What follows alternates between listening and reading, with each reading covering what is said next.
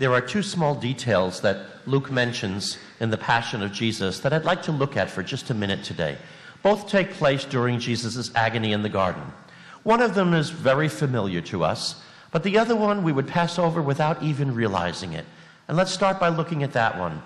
He says that Jesus, when he got to the garden, went about a stone's throw away from the apostles, and kneeling, said in prayer, "Father, if it be possible, let this cup pass me by.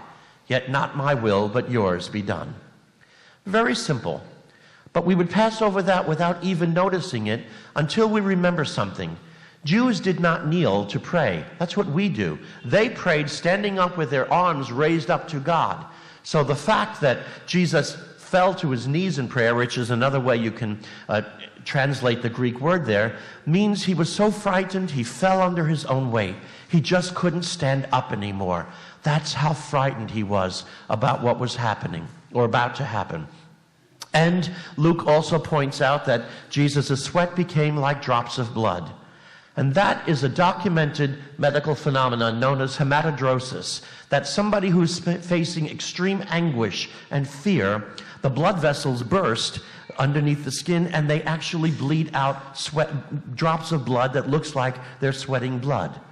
So it tells us that Jesus was frightened beyond belief at what he was going to accomplish the next day. And we also hear that Luke tells us that God sent an angel to comfort him. And that tells us something very important. Jesus was afraid.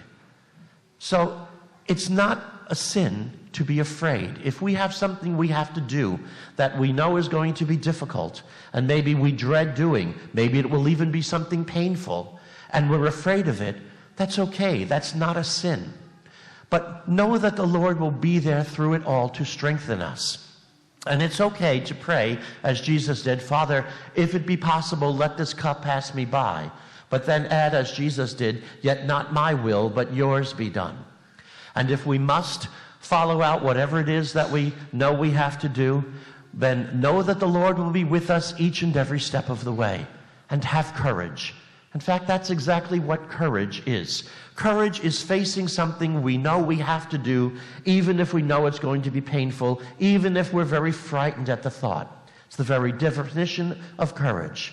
So if you know God is telling you to do something you have to do, pray to him that if he would take it away, if he will. But if not, hold your head high and walk into the fire and know that the Lord will send an angel to support you, a Simon of Cyrene to be there, but he will be with you every step of the way until you have the victory, as Jesus did in his resurrection. May Jesus Christ be praised, now and forever.